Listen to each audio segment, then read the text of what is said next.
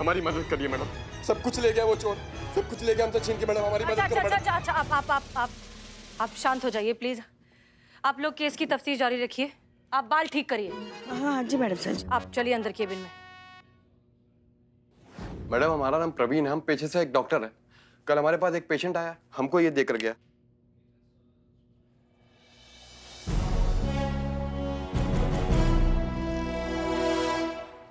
और मैडम हमको कहने लगा कि ये नागमणि है, इसको आधी रात में पूरे चांद की रोशनी में रखोगे तो इससे नागिन बाहर निकलेगी और तुम्हारी कोई भी इच्छा पूरी करेगी। हम पूरी रात इसको हाथ में लेकर बैठे रहे और सोचे कि अभी नागिन निकलेगी हमारी इच्छा पूरी करेगी, अभी नागिन निकलेगी हमारी इच्छा पूरी। पूरी रात निकल गई मैडम, ना नागिन निकली ना हमारी इच्छा पूरी हुई। हमारा टोपा होगा। नहीं मैडम हम तो डॉक्टर हैं। हाँ डॉक्टर हो तो पढ़े लिखे हो, और पढ़े लिखे हो तो इतना नहीं पता है कि ऐसा कुछ नहीं होता है। चलो एक मिनट के लिए मान भी लिया कि ऐसा कुछ टोपागिरी होता भी है, तो जब नागमणि से नागिन निकल के बाहर आएगी तो तुम उसको अपना इच्छा बताओगे या फिर अंतिम इच्छा बताओगे? क्योंकि वो बाहर आती तो तुमको डस लेंगी। मैडम हम क्या बताएं, हमको तो कुछ समझ ही नहीं आ रहा है। मतलब वो आदमी जो हमको ये कांच का टुकड़ा बेच कर गया ना, इतना स्मार्ट हैंडसम और स्मार्ट टाकर था ना कि हम कब उसके जाल में फंस गए हमको समझ ही नहीं आया। हमारे जैसा ईमानदार पढ़ा लिखा हैंडसम लड़का जब उसके झांसे में आ गया तो समझिए कितना शातिर आदमी होगा वो। मैडम कुछ करिए, हमने बहुत ईमानदारी से पैसा इकट्ठा किया था कि हॉस्पिटल खोलेंगे गरीबों के लिए, लेकिन सारा पैसा लेके चला गया वो। अच्छा आप प्लीज शांत हो जाइए। एक बात बताइए, ये जो आदमी था क्या उसने लेफ्ट हाथ में कोई अंगूठी पहन रखी थी जिस पर शेर का चेहरा बना हो, जिसे वो इस तरह से घुमा रहा हो? हाँ मैडम वो बात करते करते ना अपने लेफ्ट हैंड में ऐसे ऐसे घुमा रहा था वो। घबराइए मत, आपको आपके पैसे वापस मिल जाएंगे, ये हमारा वादा है।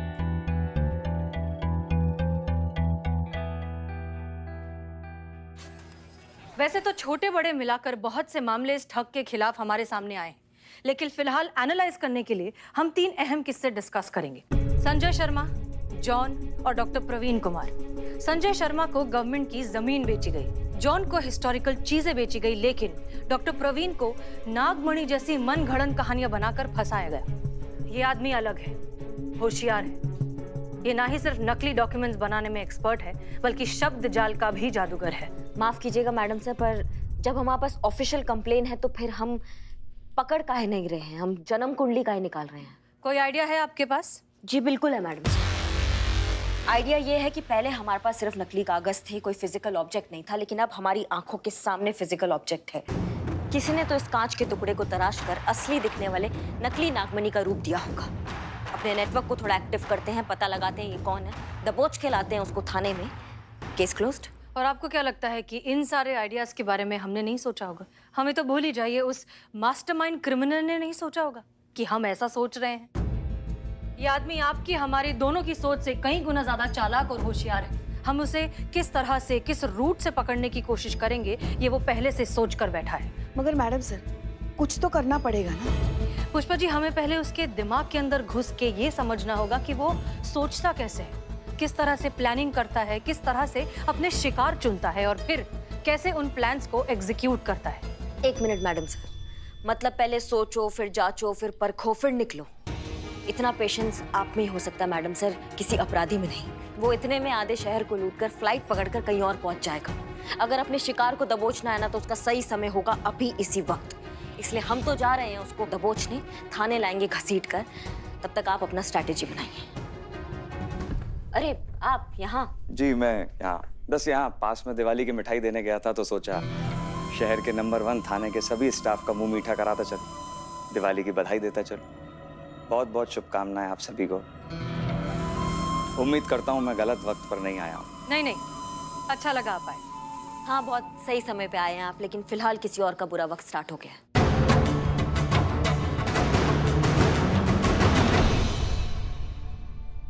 काफी खराब मूड में गई है, सब ठीक है ना?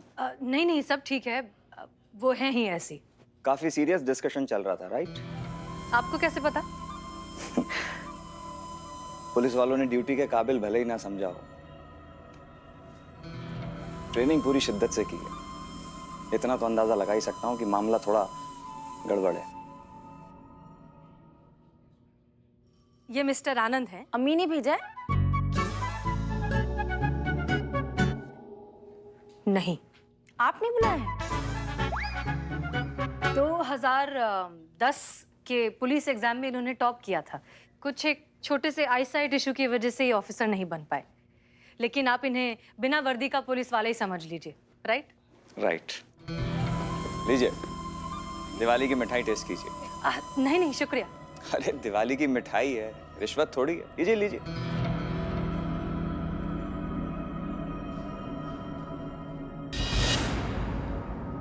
आज आप अपनी रिंग पहनना भूल गए शायद।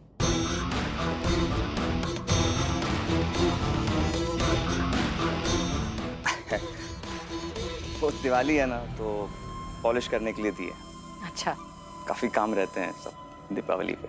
लीजिए लीजिए। तो इजाजत दीजिए मुझे। जी शुक्रिया।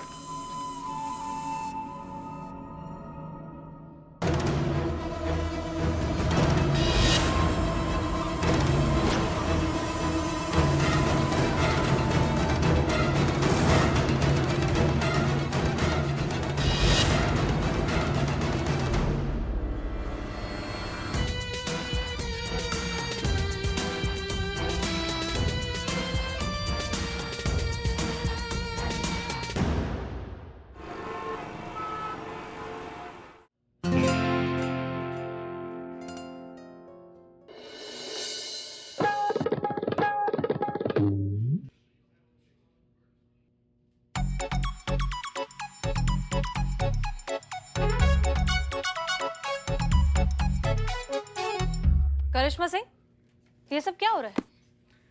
जय Hind madam sir. Madam sir, आपको क्या लगता है ये हड़िप्पा हड़िप्पा खेल रहे हैं? नहीं, करिश्मा मैडम का इन्वेस्टिगेशन चल रहा है। कल रात को ही इन ठगों को उठाया अंदर कर दिया है। अब जब तक वो अपना बड़ा वाला ठग इसका पता नहीं बताएंगे ना, तब तक ये ऐसे ही टेक ऑफ पोजीशन में रहेंगे, बेशक इनका खुद का टेक ऑफ क्यों ना हो जाए।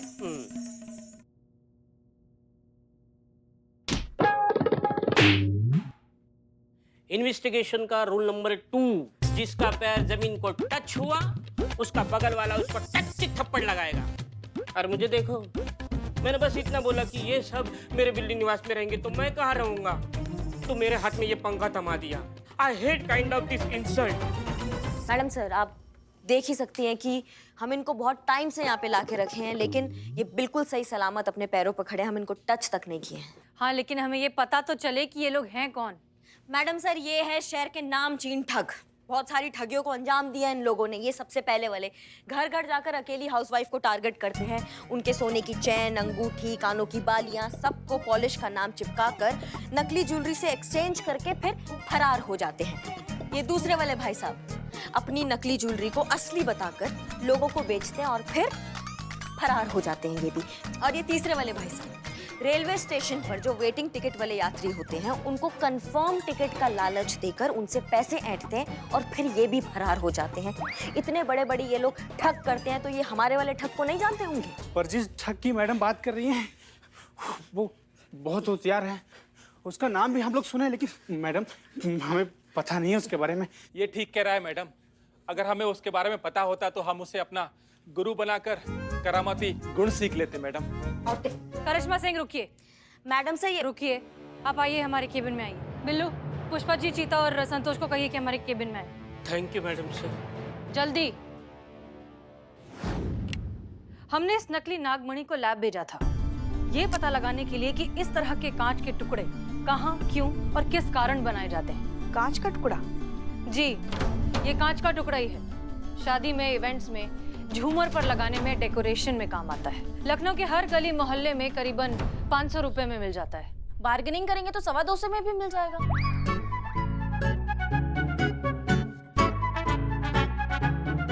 नहीं मतलब अब हम गली गली मोहल्ले मोहल्ले जाके ये पता करें कि ये कांच का टुकड़ा किस झूमर में लगा था, इस झूमर का मालिक कौन है, ये झूमर की शादी में लगा था, शादी में से किसने इस झूमर को वहां से निकाला था। इतने में अपराधी वर्ल्ड टूर कर वापस आ जाएगा और हम झूमर झूमर खेलते रह जाएंगे। कभी तो हमारी बात शांति से सुन लिया कीजिए करिश्मा सिंह।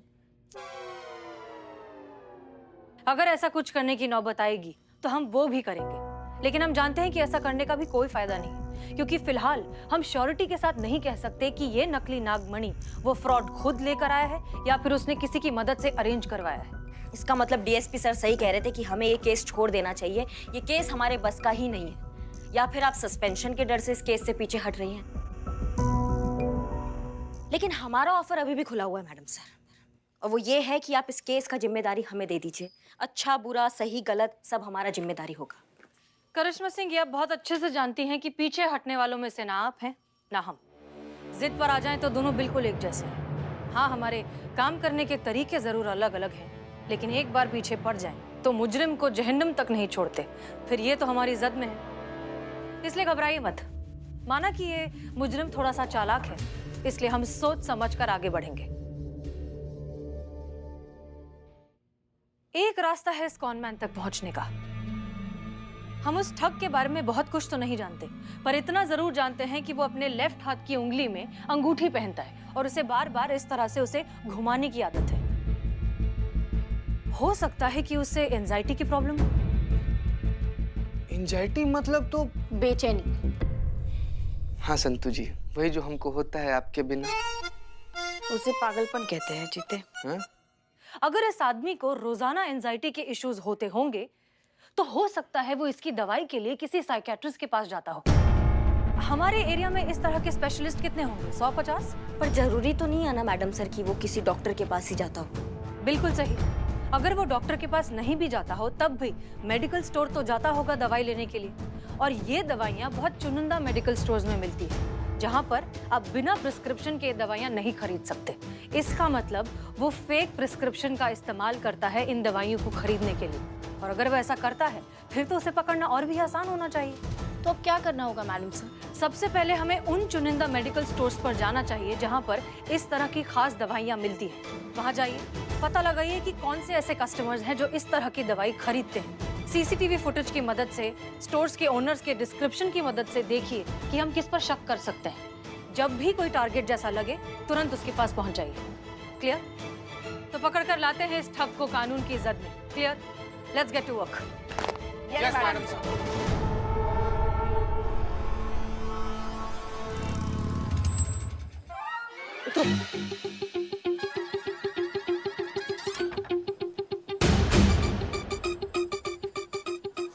इतना भी क्या जल्दी था मैडम? थोड़ा आराम से तो आ ही सकते थे हम लोग। बाल ठीक करो, वो पेपर दो। भाई साहब, ये मेडिसिन मिलेगा आपके पास? जी मिलेगी। ये वही मेडिसिन है, वो एंजाइटी के लिए जो मेडिसिन होता है वही है ना ये? जी हाँ वही है। कितना लोग आते होंगे आपके पास ये वाला मेडिसिन लेने के लिए? बहुत कम लोग आते हैं मैडम, लेकिन यही आते हैं। ऐसा क्यों? क्योंकि इस तरह की मेडिसिन आसपास कोई और नहीं रखता, सिर्फ हम ही रखते हैं। बहुत बढ़िया। अब जैसा हम कहेंगे ना आप बिल्कुल वैसे ही कीजिएगा। संतू, हाँ यहाँ पीछे। हाँ, बोला आपने? हाँ बोल दिया उसे। क्या बोला? यही कि अगर कोई ऐसी दवाई लेने के लिए आए तो तुरंत इशारा करे। किसको? हमको। ओहो, क्या ओहो? पुष्पा जी, मेडिकल वाला आपको इशारा करेगा ऐसे? कोई भी देखेगा तो क्या सोचेगा? अच्छा लगेगा इसे मेडिकल वाला आपको इशारा कर रहा है पुष्पा जी। चुप करो, जड़बुद्धि, कुछ भी सोचती रहती हो तुम। जाओ हमारे लिए पानी लेकर आओ, पता नहीं यहाँ कब तक खड़ा रहना पड़ेगा। जाओ जाओ। ओके। मार मार मार मार। Sorry madam. संतू, आया? क्या? वो मेडिकल वाले का कोई मैसेज आया, ये पूछ रहे हैं हम। नहीं, अभी तक तो कोई मैसेज नहीं आया। अब क्या करें? चलो भैया, एक और दे दो।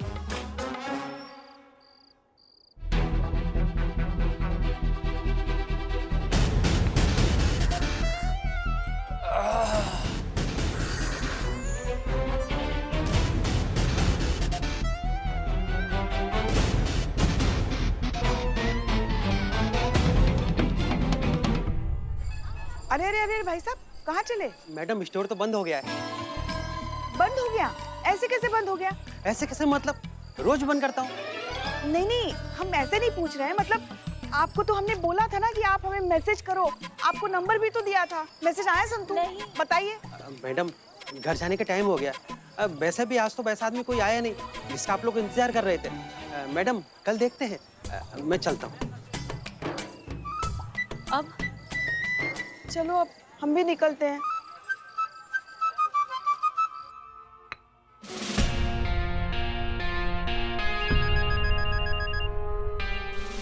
Jain madam sir. करिश्मा सिंह, बताइए क्या अपडेट है? मैडम सर अभी तक कुछ पता नहीं चल पाया है। जैसे ही हमें कुछ पता चलता है हम आपको बताते हैं फोन करके।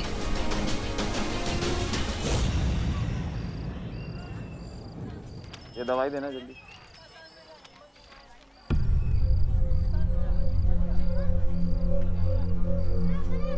जल्दी करो। हाँ लाता हूँ मैं।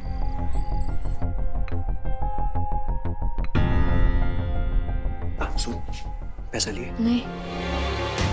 जा। मैडम जी। एक आदमी आया है, सेम मेडिसिन। हाँ क्या हुआ? 2 मिनट। हाँ क्या है कि आपकी वाली दवाई ऊपर रखी है, लड़का उतार रहा है। जल्दी उतरवा। लाया? हाँ?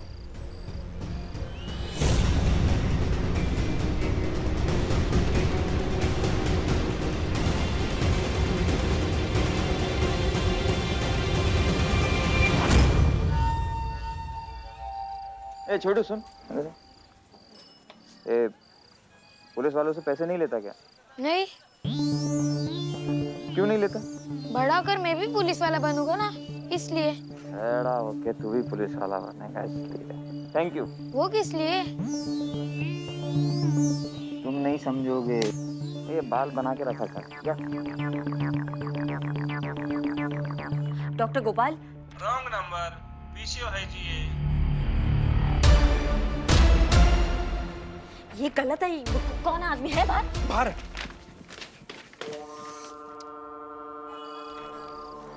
अब आओ बेटा, बेटा इधर आना एक बार, जल्दी आओ। तुमने किसी को देखा यहाँ से जाते हुए? कोई यहाँ पे था? वो उधर उधर। अमाओ टॉप आदमी। Madam madam. अरे भाई मैडम कहाँ गई? मैडम इस तरफ गई।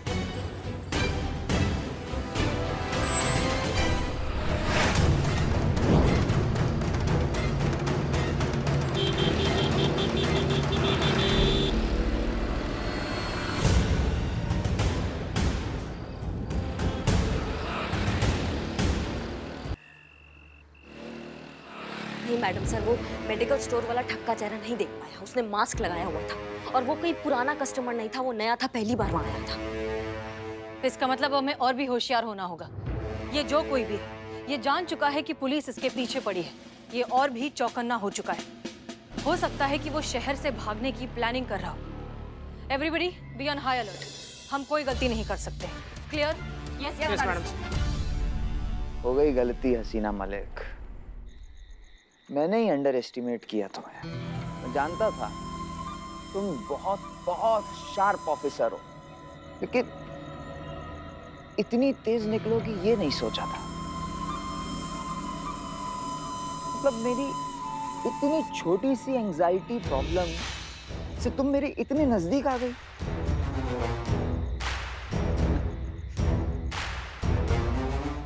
मजा आएगा तुम्हें और उन सबको जो तुम्हारे साथ साथ मेरे पीछे पीछे मेरे इतने करीब आ गए।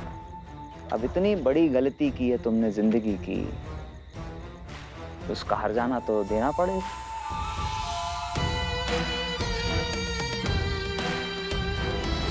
इस होशियारी की कीमत चुकानी होगी। अब वो होगा हसीना मलिक जो तुम जिंदगी भर भूल नहीं पाओगी। सब खत्म हो गया। अब हमको लगता है कि हमारा हॉस्पिटल बनाने का सपना कभी पूरा नहीं होगा। हमारा भी आखिरी मौका था। मार्केट से पैसे उठा के उस ठग को दिए थे। सोचा था कि लॉकडाउन के बाद अपने मरते हुए बिजनेस को बचा पाऊंगा, लेकिन सब खत्म हो गया। अब मरने के अलावा कोई रास्ता नहीं बचा। क्या नहीं बचा? रास्ता। कोई रास्ता नहीं बचा। अमा टोपा होगा तुम। अगर मरना ही सॉल्यूशन होता तो आधी दुनिया ना खत्म हो जाती। तुम तो निकल लोगे, पीछे से तुम्हारी फैमिली का क्या, जिनको तुम जीते जी मार जाओगे। थोड़ा सा लाइफ ने झंझोड़ाने की बस हिल गई। देखिए, हम जानते हैं कि इस अपराधी को पकड़ना बहुत मुश्किल है। रास्ता मुश्किल है और ये अपराधी बहुत चालाक है। सच बताए तो हम ये भी नहीं जानते कि अब आगे करना क्या है, लेकिन हम एक बात जरूर जानते हैं, जब तक हमारे शरीर पर ये वर्दी है तब तक हम जुर्म के खिलाफ ये लड़ाई जारी रखेंगे।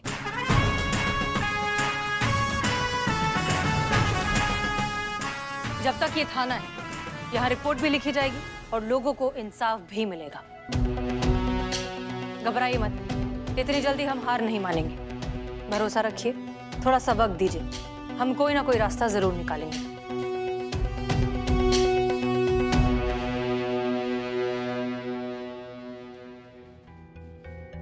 मैडम सर, अब आगे क्या करेंगे? फिलहाल पता नहीं,